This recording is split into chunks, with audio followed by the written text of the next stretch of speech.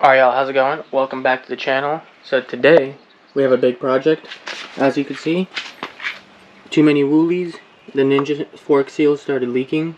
So now, I'm going to have to pull the forks and do a whole fork seal job. As you can see right here, I put a rag there, but they're leaking pretty bad. It was getting all over my tire, all over the lower fairing, and it was really sketchy when I noticed it. This is all the stuff that you're pretty much going to need. First of all, you're going to need a center stand to jack the bike up and pull the front wheel, because a regular front stand like that is not going to work because it rests on the forks. So you're going to need a triple tree stand. That's what it's called. You're going to need a triple tree stand in order to jack the front up. Then you're going to pull the wheel, and then you're going to start pulling each fork. Also, what you're going to need is the fork seals themselves. So I went with the all ball fork seals. They have pretty good reviews. I got some fork oil. So there's different weights of fork oil. There's 5 weight, 7.5 weight, there's 10 weight, and I think there's even 15 weight. So the bike calls for 5 stock, 5 weight fork oil. But I went with 7.5 just to have a little bit of thicker oil, just so the suspension feels a little more stiff. But unless you're upgrading your springs, you shouldn't go above 7.5. I went with full synthetic modal fork oil. I also got a fork seal driver to push the fork seals in, so I'll show you that later. And I also got this little syringe thing. It has like a measuring device, and what this does is when you fill up your fork seals, there's supposed to be like airspace, so this will pull out all the excess fluid that shouldn't be there.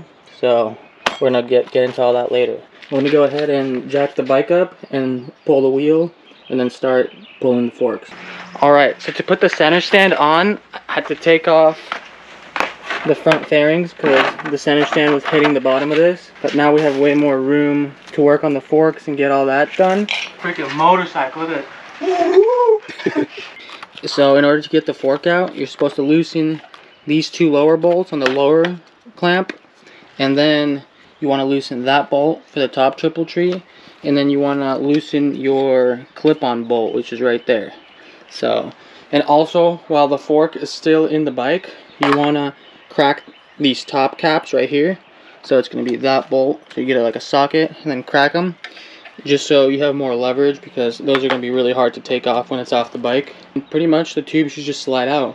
And then we also have to take the wheel off. Don't forget to take the wheel off, just because the forks are attached to the wheel, so I got to do that as well. And pretty much, yeah, I'm going to do one fork at a time.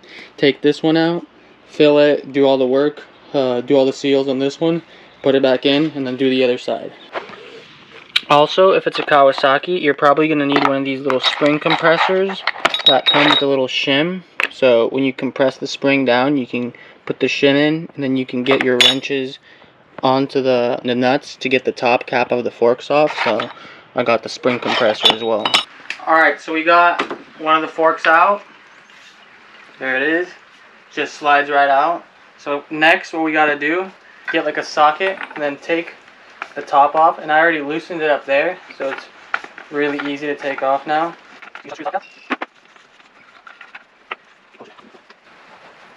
And this is what you have. And as you see, there's these little holes right here. So we're going to put the spring compressor on here, and then put something through here, like through the bottom. And then we're going to ratchet strap the spring compressor to the bottom to compress the spring to bring the sleeve down and expose the little nut. And I'm gonna go ahead and put that spring compressor on, and I'll show you. When you unscrew this top cap, what you're gonna want to do is dump the oil as much as you can, so it's doesn't go all over the place. Look at that oil, it's gross. Ugh. 20-year-old fork oil. But yeah, you're gonna just want to drain them. Alright, so this is what I did to get the fork, because there's a little white sleeve right here inside. So you want to get your fork compressor tool, screw it in, and then get something like a breaker bar, attach the ratchet straps to the spring compressor, and ratchet it down to bring that little white sleeve down with the spring. Oh my God. 17 on this top part of the cap. Then there's going to be a nut, and then you're going to kind of crack them, and then the top should just unscrew just like that. Then the dampening rod comes out too. So go ahead and put this all in order so you don't lose it. And then when you finish doing that, you could just loosen up your ratchet straps. This piece that your spring compressor tool was on should just come out.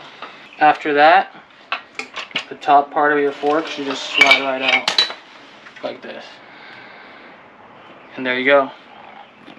Then the fork seals and the dust covers are in there, and we're gonna replace them right now. So once you have the fork all laid out, you want to drain this tube.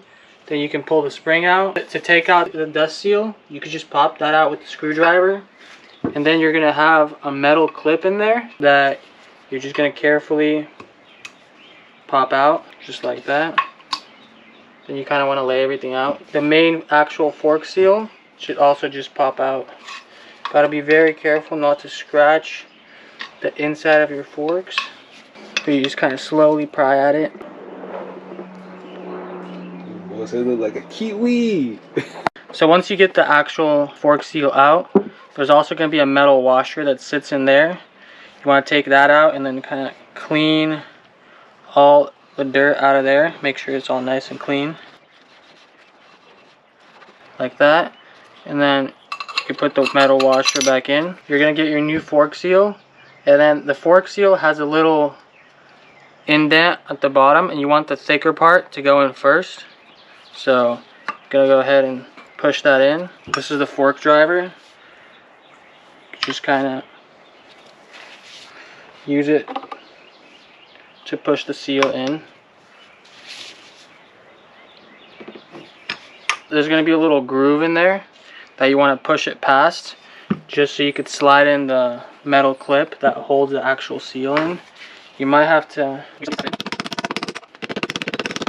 Once the new fork seal's in, you're going to want to make sure that clip, the metal clip in there, and there's a little groove that goes around. So make sure that snaps in place, just like that. You're going to want to take your dust cover and get some oil on that too, on the inside especially. Just make sure the silver part is clean before you do that. You're going to go ahead and slide your dust cover onto here. You can go ahead and slide this piece straight back onto the fork. And then you can push your dust cover all the way in. Make sure it's all the way seated. And that's pretty much how you replace it. Just make sure you get this piece right here. What you could do, just so it doesn't fall in there, is you can get this little wire, kind of tie the wire around it, and then you're gonna go ahead and take your spring, slide that all the way onto there. Alright guys, so as you can see, the forks are back into the bike. I literally spent like 3 hours trying to extract these pinch bolts that were stripped and jammed. I forgot to film this part right here, but this tool right here is for when you're filling your forks up. When the spring is out and the fork is all cleaned up, the new seals are in, and you're about to fill them up. You can either use one of these micrometers to measure the airspace of how many millimeters airspace is above the fill level of the fluid, but one of these things is way easier. So you would just put it into the fork as you're filling it, like rest it on the top of the fork. As you can see, there's little numbers on it, like 110, 120, 130, and you set it to the height that you're supposed to have of airspace. So let's say it's set to 110 millimeters of airspace. So you set it to 110, and let's say you put a little bit over, and then you basically use the syringe to suck all that extra fluid out just so it's at the right level. So very useful tool when you're filling the forks with fork oil. So I definitely recommend getting one of these. It's super cheap too.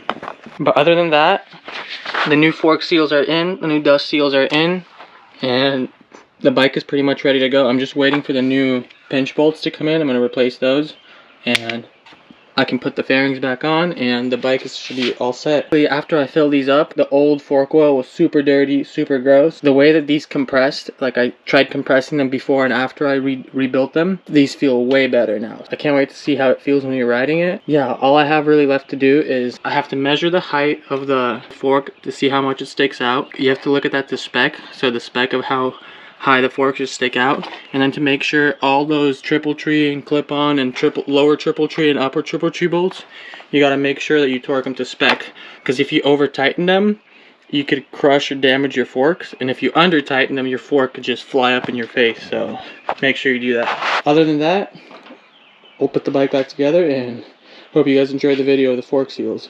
Super easy job.